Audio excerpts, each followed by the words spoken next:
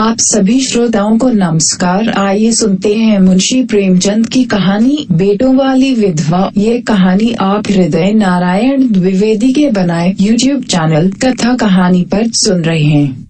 पंडित अयोध्यानाथ का देहांत हुआ तो सबने कहा, ईश्वर आदमी की ऐसी ही मौत दे। 4 जवान बेटे थे, एक लड़की। चारों लड़कों के विवाह हो चुके थे, केवल लड़की कुंवारी थी। संपत्ति भी काफी छोड़ी थी, एक पक्का मकान, 2 बगीचे, कई हजार के गहने और 20,000 नकद। विधवा फूलमती को शोक तो हुआ और कई दिन तक बेहाल पड़ी रही, लेकिन जवान बेटों को सामने देखकर उसे ढाढ़स हुआ। चारों लड़के एक से एक सुशील, चारों बहुएं एक से एक बढ़कर आज्ञाकारिणी। जब वह रात को लेटती तो चारों बारी बारी से उसके पांव दबाती। वह स्नान करके उठती तो उसकी साड़ी छांटती। सारा घर उसके इशारे पर चलता था। बड़ा लड़का कामता एक दफ्तर में 50 पर नौकर था। छोटा अनाथ डॉक्टरी पास कर चुका था और कहीं औषधालय खोलने की फिक्र में था। तीसरा दयानाथ BA में फेल हो गया था और पत्रिकाओं में लेख लिखकर कुछ न कुछ कमा लेता था। चौथा सीतानाथ चारों में सबसे कुशाग्र बुद्धि और होनहार था और अब की साल BA प्रथम श्रेणी में पास करके MA की तैयारी में लगा हुआ था। किसी लड़के में वह दुर्व्यसन, वह छैलापन, वह लुटाऊपन न था जो माता पिता को जलाता और कुल मर्यादा को डुबाता है। फूलमती घर की मालकिन थी। गो की कुंजियां बड़ी बहू के पास रहती थीं। बुढ़िया में वह अधिकार प्रेम न था जो वृद्धजनों को कटु और कलहशील बना दिया करता है, किंतु उसकी इच्छा के बिना कोई बालक मिठाई तक न मांगा सकता था। संध्या हो गई थी। पंडित को मरे आज 12वां दिन था। कल तेरही है, ब्रह्मभोज होगा, बिरादरी के लोग निमंत्रित होंगे, उसी की तैयारियां हो रही थीं। फूलमती अपनी कोठरी में बैठी देख रही थी। पिल्लेदार बोरे में आटा लाकर रख रहे हैं, घी के टिन आ रहे हैं, शाक भाजी के टोकरे, शक्कर की बोरियां, दही के मटके चले आ रहे हैं। महापात्रों के लिए दान की चीजें लाई गई, बर्तन, कपड़े, पलंग, बिछावन, छाते, जूते, छड़ियां, लालटेने आदि। किंतु फूलमती को कोई चीज नहीं दिखाई गई। नियमानुसार ये सब सामान उसके पास आने चाहिए थे। वह प्रत्येक वस्तु को देखती, उसे पसंद करती, उसकी मात्रा में कमी बेशी का फैसला करती। तब इन चीजों को भंडारे में रखा जाता है, क्यों उसे दिखाने और उसकी राय लेने की जरूरत नहीं समझी गई। अच्छा, वह आटा 3 ही बोरा क्यों आया? उसने तो 5 बोरों के लिए कहा था। घी भी 5 कनस्तर है, उसने तो 10 कनस्तर मंगवाए थे। इसी तरह शाक भाजी, शक्कर, दही आदि में भी कमी की गई होगी। किसने उसके हुक्म में हस्तक्षेप किया? जब उसने एक बात तय कर दी तब किसे उसको घटाने बढ़ाने का अधिकार है? आज 40 वर्षों से घर के प्रत्येक मामले में फूलमती की बात सर्वमान्य थी। उसने 100 कहा तो 100 खर्च किए गए, एक कहा तो एक, किसी ने मीन मीख न की। यहाँ तक कि अयोध्यानाथ भी उसकी इच्छा के विरुद्ध कुछ न करते थे, पर आज उसकी आंखों के सामने प्रत्यक्ष रूप से उसके हुक्म की उपेक्षा की जा रही है। इसे वह क्यों कर स्वीकार कर सकती? कुछ देर तक तो वह जब्त किए बैठी रही, पर अंत में न रहा गया। स्वायत्त शासन उसका स्वभाव हो गया था। वह क्रोध में भरी हुई आई और कामतानाथ से बोली, क्या आटा 3 ही बोरे लाए? मैंने तो 5 बोरों के लिए कहा था और घी भी 5 ही टिन मंगवाया। तुम्हें याद है मैंने 10 कनस्तर कहा था। किफायत को मैं बुरा नहीं समझती, लेकिन जिसने यह कुआं खोदा उसी की आत्मा पानी को तरसे। यह कितनी लज्जा की बात है। ये कहानी आप हृदय नारायण द्विवेदी के बनाए YouTube चैनल कथा कहानी पर सुन रहे हैं। कामतानाथ ने क्षमा याचना न की, अपनी भूल भी स्वीकार न की, लज्जित भी नहीं हुआ। 1 मिनट तो विद्रोही भाव से खड़ा रहा, फिर बोला, हम लोगों की सलाह 3 ही बोरों की हुई और 3 बोरे के लिए 5 टिन घी काफी था। इसी हिसाब से और चीजें भी कम कर दी गई हैं। फूलमती उग्र होकर बोली, किसकी राय से आटा कम किया गया? हम लोगों की राय से। तो मेरी राय कोई चीज नहीं है क्यों नहीं? लेकिन अपना हानि लाभ तो हम समझते हैं। फूलमती हक की बाकी होकर उसका मुंह ताकने लगी। इस वाक्य का आशय उसकी समझ में न आया। अपना हानि लाभ, अपने घर में हानि लाभ की जिम्मेदार वह आप है, दूसरों को चाहे वे उसके पेट के जन्मे पुत्र ही क्यों न हो, उसके कामों में हस्तक्षेप करने का क्या अधिकार। यह लौंडा तो इस ढिठाई से जवाब दे रहा है मानो घर उसी का है, उसी ने मर मर कर गृहस्थी जोड़ी है। मैं तो गैर हूँ, जरा इसकी हेकड़ी तो देखो, उसने तमतमाए हुए मुख से कहा। मेरे हानि लाभ के जिम्मेदार तुम नहीं हो, मुझे अख्तियार है जो उचित समझूं वह करूं। अभी जाकर 2 बोरे आटा और 5 टिन घी और लाओ, और आगे के लिए खबरदार। जो किसी ने मेरी बात काटी, अपने विचार में उसने काफी तंबी कर दी थी। शायद इतनी कठोरता अनावश्यक थी। उसे अपनी उग्रता पर खेद हुआ। लड़के ही तो हैं, समझे होंगे कुछ किफायत करनी चाहिए। मुझसे इसलिए न पूछा होगा कि अम्मा तो खुद हर एक काम में किफायत करती हैं। अगर इन्हें मालूम होता कि इस काम में मैं किफायत पसंद न करूंगी तो कभी इन्हें मेरी उपेक्षा करने का साहस न होता। यद्यपि कामतानाथ अब भी उसी जगह खड़ा था और उसकी भावभंगी से ऐसा ज्ञात होता था कि इस आज्ञा का पालन करने के लिए वह बहुत उत्सुक नहीं। पर फूलमती निश्चिंत होकर अपनी कोठरी में चली गई। इतनी तंबीह पर भी किसी को उसकी अवज्ञा करने की सामर्थ्य हो सकती है, इसकी संभावना का ध्यान भी उसे न आया। पर ज्यों-ज्यों समय बीतने लगा उस पर यह हकीकत खुलने लगी कि इस घर में अब उसकी वही हैसियत नहीं रही जो 10-12 दिन पहले थी। संबंधियों के यहाँ के नेवते में शक्कर, मिठाई, दही, अचार आदि आ रहे थे। बड़ी बहू इन वस्तुओं को स्वामिनी भाव से संभाल कर रख रही थी। कोई भी उससे पूछने नहीं आता। बिरादरी के लोग जो कुछ पूछते हैं कामतानाथ से या बड़ी बहू से। कामतानाथ कहाँ का बड़ा इंतजामकार है, रात दिन भंग पिए पड़ा रहता है, किसी तरह रोध होकर दफ्तर चला जाता है। उसमें भी महीने में 15 नागों से कम नहीं होते। वह तो कहाँ हो साहब पंडित जी का लिहाज करता है, नहीं अब तक कभी का निकाल देता। और बड़ी बहू जैसी फुहर औरत भला इन सब बातों को क्या समझेगी। अपने कपड़े लत्ते तक तो जतन से रख नहीं सकती, चली है गृहस्थी चलाने। भद होगी और क्या, सब मिलकर कुल की नाक काटवाएंगे। वक्त पर कोई न कोई चीज कम हो जाएगी। इन कामों के लिए बड़ा अनुभव चाहिए। कोई चीज तो इतनी बन जाएगी कि मारी मारी फिरेगी, कोई चीज इतनी कम बनेगी कि किसी पत्तल पर पहुँचेगी,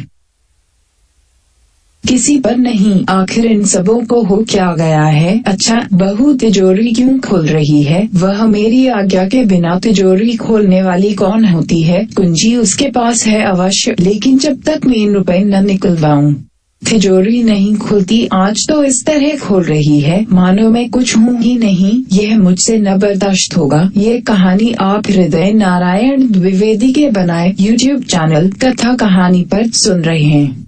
वह झमक उठी और बहू के पास जाकर कठोर स्वर में बोली, तिजोरी क्यों खोलती हो बहू, मैंने तो खोलने को नहीं कहा। बड़ी बहू ने निसंकोच भाव से उत्तर दिया, बाजार से सामान आया है तो दाम न दिया जाएगा। कौन चीज किस भाव में आई है और कितनी आई है यह मुझे कुछ नहीं मालूम जब तक हिसाब किताब न हो जाए। रुपए कैसे दिए जाए, हिसाब किताब सब हो गया है। किसने किया, अब मैं क्या जानूं किसने किया। जाकर मुर्दों से पूछो। मुझे हुक्म मिला, रुपए लाकर दे दो। रुपए लिए जाती हूँ। फूलमती खून का घूंट पीकर रह गई। इस वक्त बिगड़ने का अवसर न था। घर में मेहमान स्त्री पुरुष भरे हुए थे। अगर इस वक्त उसने लड़कों को डांटा तो लोग यही कहेंगे कि इनके घर में पंडित जी के मरते ही फूट पड़ गई। दिल पर पत्थर रखकर फिर अपनी कोठरी में चली गई। जब मेहमान विदा हो जाएंगे तब वह एक एक की खबर लेगी, तब देखेगी कौन उसके सामने आता है और क्या कहता है। इनकी सारी चौकड़ी भुला देगी। किंतु कोठरी के एकांत में भी वह निश्चिंत न बैठी थी, सारी परिस्थिति को गिद्ध दृष्टि से देख रही थी। कहाँ सत्कार का कौन सा नियम भंग होता है, कहाँ मर्यादाओं की उपेक्षा की जाती है। भोजारंभ हो गया। सारी बिरादरी एक साथ पंगत में बैठा दी गई। आंगन में मुश्किल से 200 आदमी बैठ सकते हैं। ये 500 आदमी इतनी सी जगह में कैसे बैठ जाएंगे। क्या आदमी के ऊपर आदमी बिठाए जाएंगे। 2 पंगतों में लोग बिठाए जाते तो क्या बुराई हो जाती। यही तो होता कि 12 बजे की जगह भोज 2 बजे समाप्त होता। मगर यहाँ तो सबको सोने की जल्दी पड़ी हुई है। किसी तरह यह बला सिर से टले और चैन से सोए। लोग कितने सटकर बैठे हुए हैं कि किसी को हिलने की भी जगह नहीं। पत्तल एक पर एक रखे हुए हैं। पुड़ियाँ ठंडी हो गई, लोग गरम गरम मांग रहे हैं। मैं देखी पुड़ियाँ ठंडी होकर चिमड़ी हो जाती हैं, इन्हें कौन खाएगा। रसोइये को कड़ाव पर से न जाने क्यों उठा दिया गया। यही सब बातें नाक काटने की हैं। सहसा शोर मचा, तरकारियों में नमक नहीं। बड़ी बहू जल्दी जल्दी नमक पीसने लगी। फूलमती क्रोध के मारे उठ चबा रही थी, पर इस अवसर पर मुंह न खोल सकती थी। नमक पिसा और पत्तलों पर डाला गया। इतने में फिर शोर मचा, पानी गर्म है, ठंडा पानी लाओ। ठंडे पानी का कोई प्रबंध न था। बर्फ भी न मंगाई गई। आदमी बाजार दौड़ाया गया, मगर बाजार में इतनी रात गए बर्फ कहाँ। आदमी खाली हाथ लौट आया। मेहमानों को वही नल का गर्म पानी पीना पड़ा। फूलमती का बस चलता तो लड़कों का मुंह नोच लेती। ऐसी छीछाले दर उसके घर में कभी न हुई थी। उस पर सब मालिक बनने के लिए मरते हैं। बर्फ जैसी जरूरी चीज मंगवाने की भी किसी को सुधि न थी।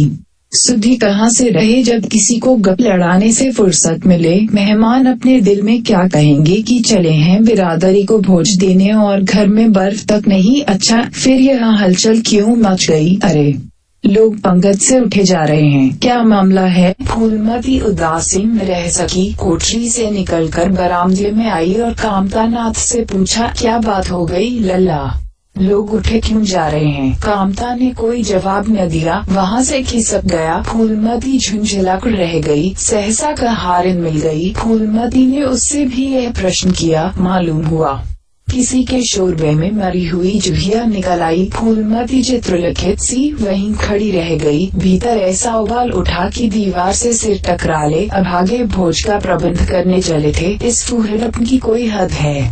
कितने आदमियों का धर्म सत्यानाश हो गया। फिर पंगत क्यों न उठ जाए। आंखों से देखकर अपना धर्म कौन गंवाएगा। हाँ, सारा किया धरा मिट्टी में मिल गया। सैकड़ों रुपए पर पानी फिर गया। बदनामी हुई। वह अलग मेहमान उठ चुके थे। पत्तलों पर खाना ज्यों का त्यों पड़ा हुआ था। चारों लड़के आंगन में लज्जित खड़े थे, एक दूसरे को इल्जाम दे रहा था। बड़ी बहू अपनी देवरानियों पर बिगड़ रही थी। देवरानियां सारा दोष कुमुद के सिर डालती थी। कुमुद खड़ी रो रही थी। उसी वक्त फूलमती झल्लाई हुई आकर बोली, मुंह में कालिख लगी कि नहीं, या अभी कुछ कसर बाकी है। डूब मरो, सबके सब जाकर चुल्लू भर पानी में। शहर में कहीं मुंह दिखाने लायक भी नहीं रहे। किसी लड़के ने जवाब न दिया। फूलमती और भी प्रचंड होकर बोली, तुम लोगों को क्या, किसी को शर्म हया तो है नहीं। आत्मा तो उनकी रो रही है जिन्होंने अपनी जिंदगी घर की मेराद बनाने में खराब कर दी। उनकी पवित्र आत्मा को तुमने यूं अलंकित किया। शहर में थोड़ी थोड़ी हो रही है। अब कोई तुम्हारे द्वार पर पेशाब करने तो आएगा नहीं। कामता नाथ कुछ देर तक तो चुपचाप खड़ा सुनता रहा। आखिर झुंझला कर बोला, अच्छा अब चुप रहो अम्मा, भूल हुई। हम सब मानते हैं बड़ी भयंकर भूल हुई, लेकिन अब क्या उसके लिए घर के प्राणियों को हलाल कर डालोगी। सभी से भूलें होती हैं, आदमी पछता कर रह जाता है, किसी की जान तो नहीं मारी जाती। ये कहानी आप हृदय नारायण द्विवेदी के बनाए YouTube चैनल कथा कहानी पर सुन रहे हैं। बड़ी बहू ने अपनी सफाई दी। हम क्या जानते थे कि बीबी कुमुद से इतना सा काम भी न होगा। इन्हें चाहिए था कि देखकर तरकारी कड़ाव में डाल दी। टोकरी उठाकर कड़ाव में डाल दी। हमारा क्या दोष। कामता नाथ ने पत्नी को डांटा, इसमें न कुमुद का कसूर है, न तुम्हारा न मेरा, संयोग की बात है। बदनामी भाग में लिखी थी। वह हुई। इतने बड़े भोज में एक एक मुट्ठी तरकारी कड़ाव में नहीं डाली जाती। टोकरे के टोकरे उड़ेल दिए जाते हैं। कभी कभी ऐसी दुर्घटना होती है, पर इसमें कैसी जगह साई और कैसी न कटाई। तुम खामखाह जले पर नमक छिड़कती हो। फूलमती ने दांत पीस कर कहा, शर्माते तो नहीं, उल्टे और बेहयाई की बातें करते हो। कामता नाथ ने संकोच होकर कहा, शर्माऊं क्यों, किसी की चोरी की है। चीनी में चींटे और आटे में घुन ये नहीं देखे जाते। पहले हमारी निगाह न पड़ी, बस यही बात बिगड़ गई। नहीं, चुपके से चूहिया निकाल कर फेंक देते, किसी को खबर भी न होती। फूलमती ने चकित होकर कहा, क्या कहता है। मरी चूहिया खिलाकर सबका धर्म बिगाड़ देता। कामता हंसकर बोला, क्या पुराने जमाने की बातें करती हो अम्मा, इन बातों से धर्म नहीं जाता। यह धर्मात्मा लोग जो पत्तल पर से उठ गए हैं, इनमें से कौन है जो भेड़ बकरी का मांस न खाता हो। तालाब के कछुए और घोंगे तक तो किसी से बचते नहीं। जरा सी चूहिया में क्या रखा था। फूलमती को ऐसा प्रतीत हुआ कि अब प्रलय आने में बहुत देर नहीं है। जब पढ़े लिखे आदमियों के मन में ऐसे अधार्मिक भाव आने लगे तो फिर धर्म की भगवान ही रक्षा करें। अपना सा मुंह लेकर चली गई। दो महीने गुजर गए हैं। रातः का समय है। चारों भाई दिन के काम से छुट्टी पाकर कमरे में बैठे गपशप कर रहे हैं। बड़ी बहू भी षड्यंत्र में शरीक है। कुमुद के विवाह का प्रश्न छिड़ा हुआ है। कामतानाथ ने मसनद पर टेक लगाते हुए कहा, दादा की बात दादा के साथ गई। पंडित विद्वान भी हैं और कुलीन भी होंगे, लेकिन जो आदमी अपनी विद्या और कुलीनता को रूपों पर बेचे वह नीच है। ऐसे नीच आदमी के लड़के से हम कुमुद का विवाह सेंत में भी न करेंगे। 5,000 तो दूर की बात है। उसे बताओ और धता और किसी दूसरे वर्ग की तलाश करो। हमारे पास तो 20,000 ही तो हैं। एक के हिस्से में 5-5 हजार आते हैं। 5,000 दहेज में दे दें और 5,000 निग्न न्यौछावर बाजे गाजे में उड़ा दें, तो फिर हमारी बधिया ही बैठ जाएगी। उमानाथ बोले, मुझे अपना औषधालय खोलने के लिए कम से कम 5,000 की जरूरत है। मैं अपने हिस्से में से एक पाई भी नहीं दे सकता। फिर खुलते ही आमदनी तो होगी नहीं, कम से कम साल भर घर से खाना पड़ेगा। दयानाथ एक समाचार पत्र देख रहे थे। आंखों से ऐनक उतारते हुए बोले, मेरा विचार भी एक पत्र निकालने का है। प्रेस और पत्र में कम से कम 10,000 का कैपिटल चाहिए। 5,000 मेरे रहेंगे तो कोई न कोई साझेदार भी मिल जाएगा। पत्रों में लिख कर मेरा निर्वाह नहीं हो सकता। कामतानाथ ने सिर हिलाते हुए कहा, अजी राम भजो, सेंट में कोई लेख छापता नहीं। रुपए कौन देता है? दयानाथ ने प्रतिवाद किया, नहीं, यह बात तो नहीं है। मैं तो कहीं भी बिना पेशगी पुरस्कार लिए नहीं लिखता। कामता ने जैसे अपने शब्द वापस लिए, तुम्हारी बात मैं नहीं कहता भाई, तुम तो थोड़ा बहुत मार लेते हो, लेकिन सबको तो नहीं मिलता। बड़ी बहू ने श्रद्धा भाव ने कहा, कन्या भाग्यवान हो तो दरिद्र घर में भी सुखी रह सकती है, अभागी हो तो राजा के घर में भी रोएगी। यह सब नसीबों का खेल है। कामतानाथ ने स्त्री की ओर प्रशंसा भाव से देखा। फिर इसी साल हमें सीता का विवाह भी तो करना है। सीतानाथ सबसे छोटा था। सिर झुकाए भाइयों की स्वार्थी बातें सुन सुनकर कुछ कहने के लिए उतावला हो रहा था। अपना नाम सुनते ही बोला, मेरे विवाह की आप लोग चिंता न करें। मैं जब तक किसी धंधे में न लग जाऊंगा विवाह का नाम भी न लूंगा। और सच पूछिए तो मैं विवाह करना ही नहीं चाहता। देश को इस समय बालकों की जरूरत नहीं, काम करने वालों की जरूरत है। मेरे हिस्से के रुपए आप कुमुद के विवाह में खर्च कर दें। सारी बातें तय हो जाने के बाद यह उचित नहीं है कि पंडित मुरारी लाल से संबंध तोड़ लिया जाए। उमा ने तीव्र स्वर में कहा, 10,000 कहाँ से आएंगे? सीता ने डरते हुए कहा, मैं तो अपने हिस्से के रुपए देने को कहता हूँ और शेष मुरारी लाल से कहा जाए कि दहेज में कुछ कमी कर दें। वे इतने स्वार्थांत नहीं हैं कि इस अवसर पर कुछ बल खाने को तैयार न हो जाएं। अगर वह 3,000 में संतुष्ट हो जाएं तो 5,000 में विवाह हो सकता है। उमा ने कामतानाथ से कहा, सुनते हैं भाई साहब इसकी बातें। दयानाथ बोल उठे, तो इसमें आप लोगों का क्या नुकसान है? मुझे तो इस बात से खुशी हो रही है कि भला हम में कोई तो त्याग करने योग्य है। इन्हें तत्काल रुपए की जरूरत नहीं है। सरकार से वजीफा पाते ही हैं। पास होने पर कहीं न कहीं जगह मिल जाएगी। हम लोगों की हालत तो ऐसी नहीं है। कामतानाथ ने दूरदर्शिताकार परिचय दिया। नुकसान किए कि कहीं हम में से एक को कष्ट हो तो क्या और लोग बैठे देखेंगे? यह अभी लड़के हैं, इन्हें क्या मालूम समय पर 1 रुपया 1 लाख का काम करता है। कौन जानता है कल इन्हें विलायत जाकर पढ़ने के लिए सरकारी वजीफा मिल जाए या सिविल सर्विस में आ जाए। उस वक्त सफर की तैयारियों में 4-5 हजार लग जाएंगे। तब किसके सामने हाथ फैलाते फिरेंगे?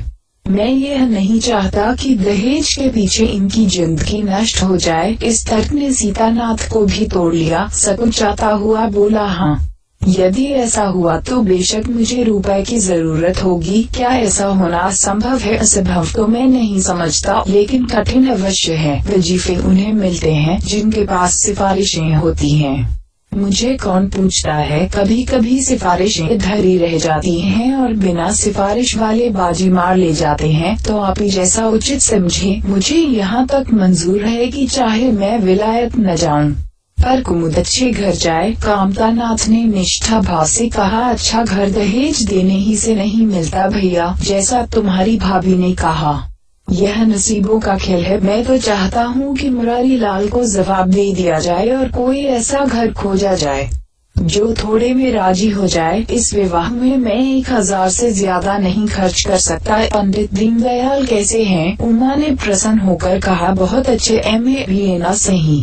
यजमानों से अच्छी आमदनी है। दयानाथ ने आपत्ति की, अम्मा से भी पूछ तो लेना चाहिए। कामतानाथ को इसकी कोई जरूरत न मालूम हुई। बोले, उनकी तो जैसे बुद्धि ही भ्रष्ट हो गई। वही पुराने युग की बातें मुरारी लाल के नाम पर उधार खाए बैठी हैं। यह नहीं समझती कि वह जमाना नहीं रहा। उनको तो बस कुमुद मुरारी पंडित के घर जाए, चाहे हम लोग तबाह हो जाएं। उमा ने एक शंका उपस्थित की, अम्मा अपने सब गहने कुमुद को दे देंगी। देख लीजिएगा। ये कहानी आप हृदय नारायण द्विवेदी के बनाए YouTube चैनल कथा कहानी पर सुन रहे हैं। कामतानाथ का स्वार्थ नीति से विद्रोह न कर सका। बोले, गहनों पर उनका पूरा अधिकार है। यह उनका स्त्रीधन है, जिसे चाहें दे सकती हैं। उमा ने कहा, स्त्रीधन है तो क्या वह उसे लुटा देंगी? आखिर वह भी तो दादा ही की कमाई है। किसी की कमाई हो, स्त्रीधन पर उनका पूरा अधिकार है। यह कानूनी गोरक्षण है। 20,000 में तो 4 हिस्सेदार हों और 10,000 के गहने अम्मा के पास रह जाएं। देख लेना। इन्हीं के बल पर वह कुमुद का विवाह मुरारी पंडित के घर करेगी। उमानाथ इतनी बड़ी रकम को इतनी आसानी से नहीं छोड़ सकता। वह कपट नीति में कुशल है। कोई कौशल रचकर माता से सारे गहने ले लेगा। उस वक्त तक कुमुद के विवाह की चर्चा करके फूलमती को भड़काना उचित नहीं। कामतानाथ ने सिर हिलाकर कहा, भाई मैं इन चालों को पसंद नहीं करता। उमानाथ ने खिसियाकर कहा, गहने 10,000 से कम के न होंगे। कामता अविचलित स्वर में बोले, कितने ही के हों, मैं अनीति में हाथ नहीं डालना चाहता। तो आप अलग बैठिए। हाँ, बीच में भांजी न मारिएगा। मैं अलग रहूंगा और तुम सीधा अलग रहूंगा। लेकिन जब दयानाथ से यही प्रश्न किया गया तो वह उमानाथ से सहयोग करने को तैयार हो गया। 10,000 में 2,500 तो उसके होंगे ही। इतनी बड़ी रकम के लिए यदि कुछ कौशल भी करना पड़े तो क्षम्य है। 3 फूलमती रात को भोजन करके लेटी थी कि उमा और दया उसके पास जाकर बैठ गए। दोनों शसा मुंह बनाए हुए थे, मानो कोई भारी विपत्ति आ पड़ी है। फूलमती ने सशंक होकर पूछा, तुम दोनों घबराए हुए मालूम होते हो। उमा ने सिर खुजलाते हुए कहा, समाचार पत्रों में लेख लिखना बड़े जोखिम का काम है अम्मा। कितना ही बचकर लिखो, लेकिन कहीं न कहीं पकड़ हो ही जाती है। दयानाथ ने एक लेख लिखा था, उस पर 5,000 की जमानत मांगी गई है। अगर कल तक जमा न कर दी गई तो गिरफ्तार हो जाएंगे और 10 साल की सजा ठुक जाएगी। फूलमती ने सिर पीट कर कहा, ऐसी बातें क्यों लिखते हो बेटा? जानते नहीं हो आजकल हमारे दिन आए हुए हैं। जमानत किसी तरह टल नहीं सकती। दयानाथ ने अपराधी भाव से उत्तर दिया, मैंने तो अम्मा ऐसी कोई बात नहीं लिखी थी, लेकिन किस्मत को क्या करूं। हाकिम जिला इतना कड़ा है कि जरा भी रियायत नहीं करता। मैंने जितनी दौड़ धूप हो सकती थी वह सब कर ली। तो तुमने कामता से रुपए का प्रबंध करने को नहीं कहा? उमा ने मुंह बनाया, उनका स्वभाव तो तुम जानती हो अम्मा। उन्हें रुपए प्राणों से प्यारे हैं। इन्हें चाहे काला पानी ही हो जाए वह 1 पाई न देंगे। दयानाथ ने समर्थन किया, मैंने तो उनसे इसका जिक्र ही नहीं किया। फूलमती ने 4 पाई से उठते हुए कहा, चलो मैं कहती हूँ, देगा कैसे नहीं। रुपए इसी दिन के लिए होते हैं कि गाड़ कर रखने के लिए। उमानाथ ने माता को रोककर कहा, नहीं अम्मा, उनसे कुछ न कहो। रुपए तो न देंगे, उल्टे और हाय हाय मचाएंगे। उनको अपनी नौकरी की खैरियत मनानी है। इन्हें घर में रहने भी न देंगे। अफसरों में जाकर खबर दे दें तो आश्चर्य नहीं। फूलमती ने लाचार होकर कहा, तो फिर जमानत का क्या प्रबंध करोगे? मेरे पास तो कुछ नहीं है। हाँ, मेरे गहने हैं, इन्हें ले जाओ, कहीं गिरव रखकर जमानत दे दो और आज से कान पकड़ो कि किसी पत्र में एक शब्द भी न लिखोगे। दयानाथ कानों पर हाथ रखकर बोला, यह तो नहीं हो सकता अम्मा कि तुम्हारे जेवर लेकर मैं अपनी जान बचाऊं। 10-5 साल की कैद ही तो होगी, झेलूंगा। यहीं बैठा बैठा क्या कर रहा हूँ? फूलमती छाती पीटते हुए बोली, कैसी बातें मुंह से निकालते हो बेटा? मेरे जीते जी तुम्हें कौन गिरफ्तार कर सकता है? उसका मुंह झुलस दूंगी। गहने इसी दिन के लिए हैं या और किसी दिन के लिए? जब तुम ही न रहोगे तो गहने लेकर क्या आग में झोंकूंगी? उसने पिटारी लाकर उसके सामने रख दी। दया ने उमा की ओर जैसे फरियाद की आंखों से देखा और बोला, आपकी क्या राय है भाई साहब? इसी मारे मैं कहता था अम्मा को बताने की जरूरत नहीं, जेल ही तो हो जाती है और कुछ। उमा ने जैसे सिफारिश करते हुए कहा, यह कैसे हो सकता था कि इतनी बड़ी वारदात हो जाती और अम्मा को खबर न होती? मुझसे यह नहीं हो सकता था कि सुनकर पेट में डाल लेता, मगर अब करना क्या चाहिए यह मैं खुद निर्णय नहीं कर सकता। न तो यही अच्छा लगता है कि तुम जेल जाओ और न यही अच्छा लगता है कि अम्मा के गहने गिरव रखे जाएं। फूलमती ने व्यथित कंठ से पूछा, क्या तुम समझते हो मुझे गहने तुमसे ज्यादा प्यारे हैं? मैं तो प्राण तक तुम्हारे ऊपर न्यौछावर कर दूं। गहनों की बिसात ही क्या है? दया ने दृढ़ता से कहा, अम्मा तुम्हारे गहने तो न लूंगा, चाहे मुझ पर कुछ ही क्यों ना पड़े। जब आज तक तुम्हारी कुछ सेवा न कर सका तो किस मुंह से तुम्हारे गहने उठा ले जाऊं?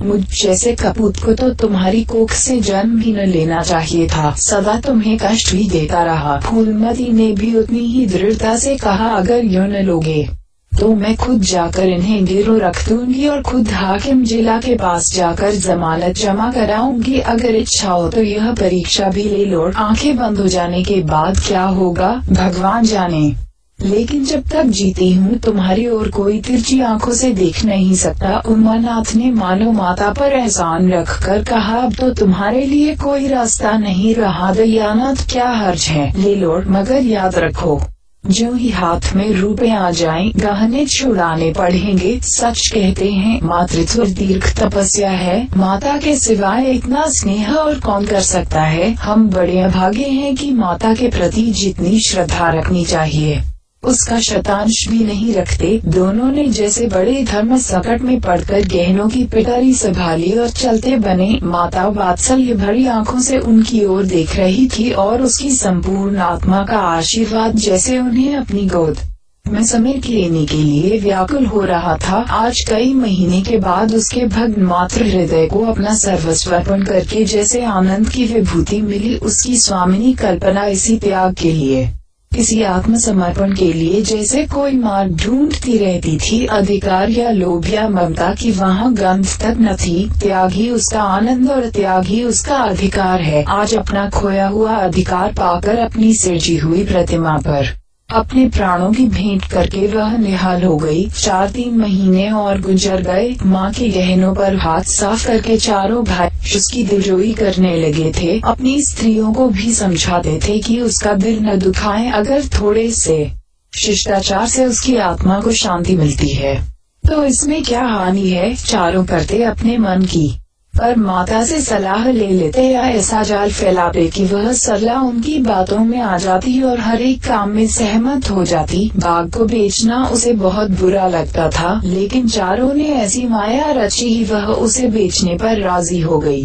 किंतु कुमुद के विवाह के विषय में मुतयकिन न हो सका। माँ पम मुरारी लाल पर जमी हुई थी, लड़के दीनदयाल पर अड़े हुए थे। एक दिन आपस में कलह हो गई। फूलमती ने कहा, माँ बाप की कमाई में बेटी का हिस्सा भी है। तुम्हें 16,000 का एक बाग मिला, 25,000 का एक मकान, 20,000 नकद में, क्या 5,000 भी कुमुद का हिस्सा नहीं है? कामता ने नम्रता से कहा, अम्मा कुमुद आपकी लड़की है तो हमारी बहन है। आप 2-4 साल में प्रस्थान कर जाएंगी।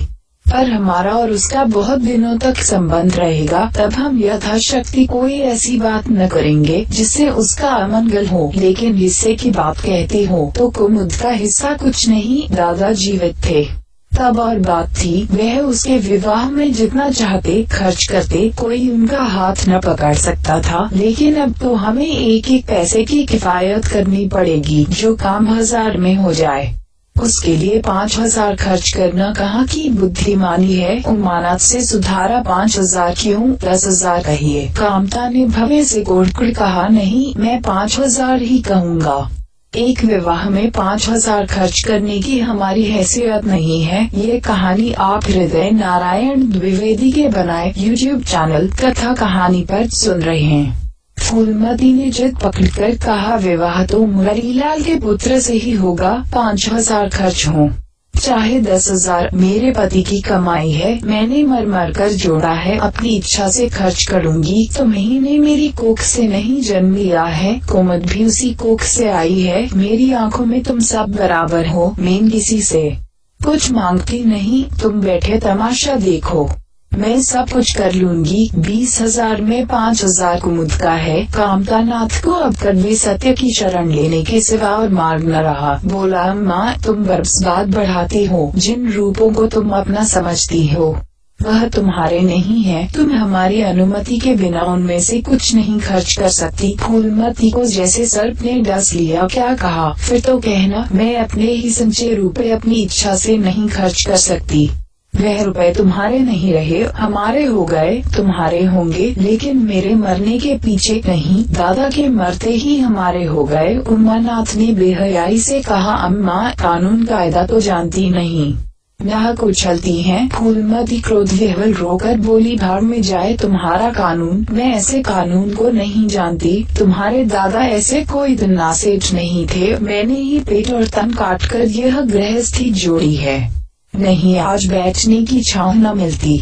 मेरे जीते जी तुम मेरे रुपए नहीं छू सकते। मैंने 3 भाइयों के विवाह में 10,000 खर्च किए हैं, वही मैं कुमुद के विवाह में भी खर्च करूंगी। कामतानाथ श्री गर्म पड़ा, आपको कुछ भी खर्च करने का अधिकार नहीं है। उमानाथ ने बड़े भाई को डांटा, आप खामख्वाह हम माँ के मुंह लगते हैं। भाई साहब, मुरारीलाल को पत्र लिख दीजिए कि तुम्हारे यहाँ कुमुद का विवाह न होगा, बस छुट्टी हुई। कायदा कानून तो जानती ही नहीं, व्यर्थ की बहस करती हैं। फूलमती ने संयमित स्वर में कहा, अच्छा, क्या कानून है, जरा मैं भी सुनूं। उमा ने निरीह भाव से कहा, कानून यही है कि बाप के मरने के बाद जायदाद बेटों की हो जाती है, माँ का हक केवल रोटी कपड़े का है। फूलमती ने तड़प कर पूछा, किसने यह कानून बनाया है।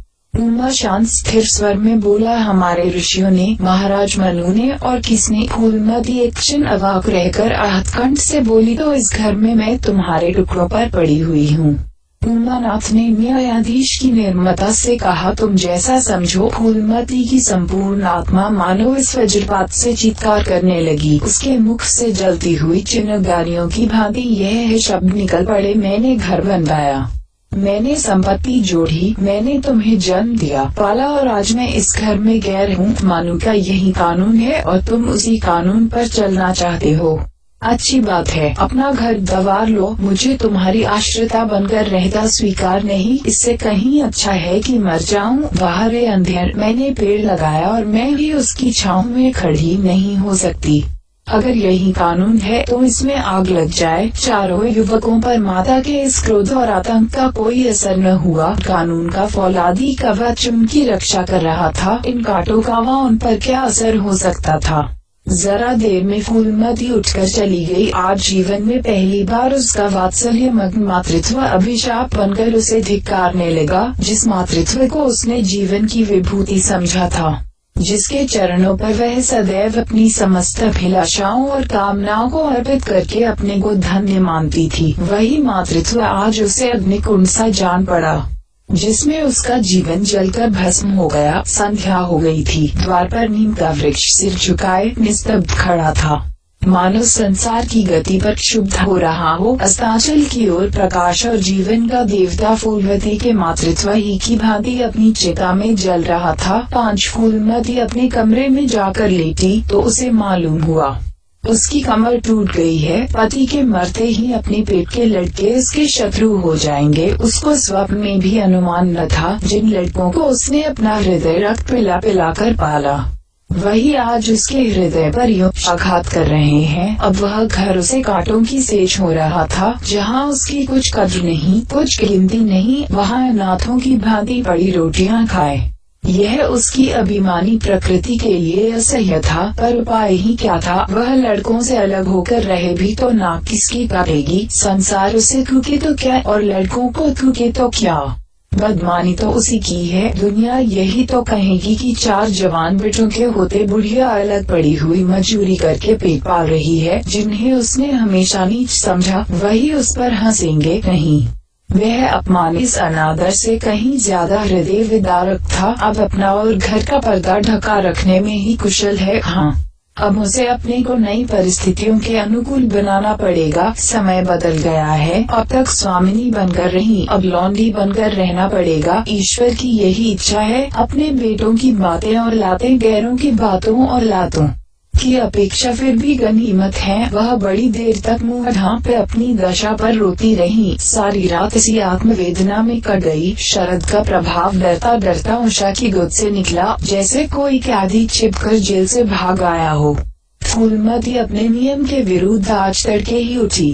रात भर में उसका मानसिक परिवर्तन हो चुका था। सारा घर सो रहा था और वह आंगन में झाड़ू लगा रही थी। रात भर ओस में भीगी हुई उसकी पक्की जमीन उसके नंगे पैरों में कांटों की तरह चुभ रही थी। पंडित जी उसे कभी इतने सवेरे उठने न देते थे। शीत उसके लिए बहुत हानिकारक था, पर अब वह दिन नहीं रहे। प्रकृति उसको भी समय के साथ बदल देने का प्रयत्न कर रही थी। झाड़ू से फुर्सत पाकर उसने आग जलाई और चावल दाल की कंकड़ियां चुनने लगी। कुछ देर में लड़के जागे, बहुएं उठी। सभी ने बुढ़िया को सर्दी से सिकुड़े हुए काम करते देखा, पर किसी ने यह न कहा कि अम्मा क्यों हलकान होती हो। शायद सब के सब बुढ़िया के इस मान मर्दन पर प्रसन्न थे। आज से फूलमती का यही नियम हो गया कि जी तोड़कर घर का काम करना और अंतरंग नीति से अलग रहना। उसके मुख पर जो एक आत्मगौरव झलकता रहता था, उसकी जगह अब गहरी वेदना छाई हुई नजर आती थी। जहाँ बिजली जलती थी वहाँ अब कल का दिया टिमटिमा रहा था, जिसे बुझा देने के लिए हवा का एक हल्का सा झोंका काफी है। मुरारी लाल को इनकारी पत्र लिखने की बात पक्की हो चुकी थी। दूसरे दिन पत्र लिख दिया गया। दीनदयाल से कुमुद का विवाह निश्चित हो गया। दीनदयाल की उम्र 40 से कुछ अधिक थी।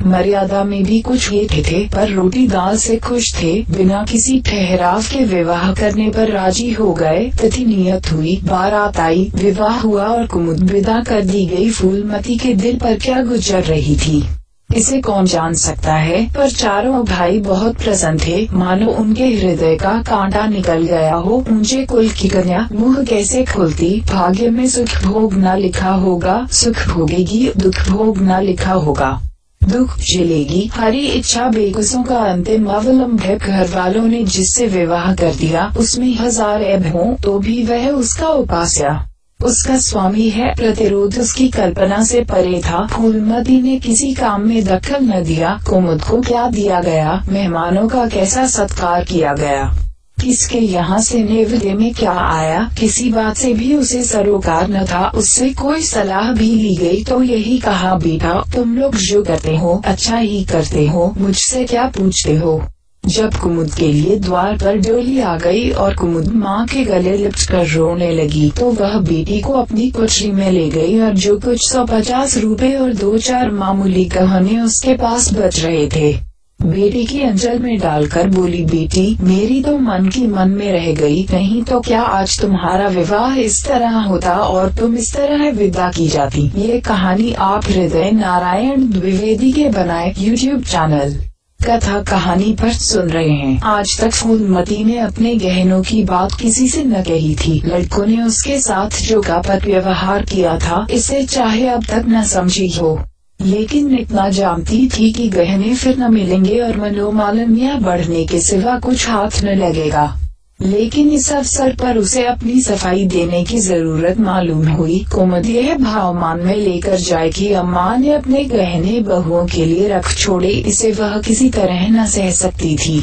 इसलिए वह उसे अपनी कोठरी में ले गई थी। लेकिन कुमुद को पहले ही इस कौशल की टोह मिल चुकी थी। उसने गहने और रुपए आंचल से निकालकर माता के चरणों में रख दिए और बोली, अम्मा, मेरे लिए तुम्हारा आशीर्वाद लाखों रूपों के बराबर है। तुम इन चीजों को अपने पास रखो, न जाने अभी तुम्हें किन विपत्तियों का सामना करना पड़े। फूलमती कुछ कहना ही चाहती थी कि उमानाथ ने आकर कहा, क्या कर रही है कुमुद, चल जल्दी कर, साइक चली जाती है। वह लोग हाय हाय कर रहे हैं, फिर तो 2-4 महीने में आएगी ही। जो कुछ लेना देना हो ले लेना। फूलमती के घाव पर जैसे मनो नमक पड़ गया। बोली, मेरे पास अब क्या है भैया, जो इसे मैं दूंगी। जाओ बेटी, भगवान तुम्हारा सुख अमर करें। कुमुद विदा हो गई। फूलमती पछाड़ खाकर गिर पड़ी। जीवन की लालसा नष्ट हो गई। 1 साल बीत गया। फूलमती का कमरा घर में सब कमरों से बड़ा और हवादार था। कई महीनों से उसने बड़ी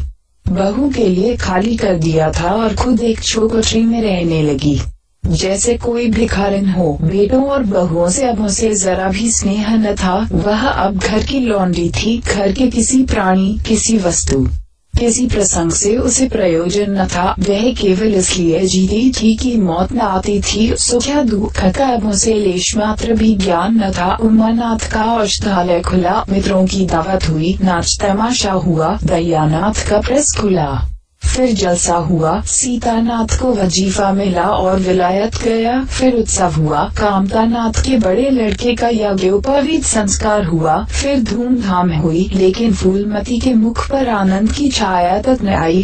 कामता प्रसाद टाइफाइड में महीने भर बीमार रहा और मरकर उठा। दयानाथ ने अपने पत्र का प्रचार बढ़ाने के लिए वास्तव में एक आपत्तिजनक लेख लिखा और 6 महीने की सजा पाई। उमानाथ ने एक फौजदारी के मामले में रिश्वत लेकर गलत रिपोर्ट लिखी और उसकी सनद छीन ली गई। पर फूलमती के चेहरे पर रंज की परछाई तक न पड़ी। उसके जीवन में अब कोई आशा, कोई दिलचस्पी, कोई चिंता न थी। बस पशुओं की तरह काम करना और खाना, यही उसकी जिंदगी के 2 काम थे। जानवर मारने से काम करता है, पर खाता है मन से। फूलमती बेखे काम करती थी, पर खाती थी विष के कौर की तरह। महीनों सिर में तेल न पड़ता, महीनों कपड़े न धुलते, कुछ परवाह नहीं। चेतना शून्य हो गई थी। सावन की झड़ी लगी हुई थी। मलेरिया फैल रहा था। आकाश में मटियाले बादल थे। जमीन पर मटियाला पानी आर्द्र वायु शीत ज्वर और श्वास का वितरण करती फिरती थी। घर की महिला बीमार पड़ गई। फूलमती ने घर के सारे बर्तन मांजे, पानी में भीग कर सारा काम किया। फिर आग जलाई और चूल्हे पर पतीलियां चढ़ा दी। लड़कों को समय पर भोजन मिलना चाहिए। सहसा उसे याद आया, कामतानाथ नल का पानी नहीं पीते। उसी वर्षा में गंगा जल लाने चली। कामतानाथ ने पलंग पर लेटे लेटे कहा, रहने दो अम्मा, मैं पानी भर लाऊंगा। आज महरी खूब बैठ रही। फूलमती ने मिटियाले आकाश की ओर देखकर कहा, तुम भीग जाओगे बेटा, सर्दी हो जाएगी। कामतानाथ बोले, तुम भी तो भीग रही हो, कहीं बीमार न पड़ जाओ। फूलमती निर्मम भाव से बोली, मैं बीमार न पड़ूंगी, मुझे भगवान ने अमर कर दिया है। उमानाथ भी वहीं बैठा हुआ था। उसके औषधालय में कुछ आमदनी न होती थी, इसलिए बहुत चिंतित था। भाई भावज की मुँह देखी करता रहता था। बोला, जाने भी दो भैया, बहुत दिनों बहुओं पर राज कर चुकी हैं, उसका प्रायश्चित तो करने दो। ये कहानी आप हृदय नारायण द्विवेदी के बनाए YouTube चैनल कथा कहानी पर सुन रहे हैं। गंगा बड़ी हुई थी, जैसे समुद्र हो। क्षितिज के सामने के कुल से मिला हुआ था। किनारों के वृक्षों की केवल फुनगियां पानी के ऊपर रह गई थीं। घाट ऊपर तक पानी में डूब गए थे। फूलमती कलसालिए नीचे उतरी। पानी भरा और ऊपर जा रही थी कि पांव फिसला, संभल न सकी, पानी में गिर पड़ी। पाल भर हाथ पांव चलाए, फिर लहरें उसे नीचे खींच ले गयी। किनारे पर 2-4 पंडे चिल्लाए, अरे दौड़ो, बुढ़िया डूबी जाती है। 2-4 आदमी दौड़े भी, लेकिन फूलमती लहरों में समा गई थी। उन बल खाती हुई लहरों में जिन्हें देखकर ही हृदय कांप उठता था। एक ने पूछा, यह कौन बुढ़िया थी? अरे वही पंडित अयोध्यानाथ की विधवा है। अयोध्यानाथ तो बड़े आदमी थे। हाँ थे तो, पर इसके भाग्य में ठोकर खाना लिखा था। उनके तो कई लड़के बड़े बड़े हैं और सब कमाते हैं। हाँ सब है भाई, मगर भाग्य भी तो कोई वस्तु है।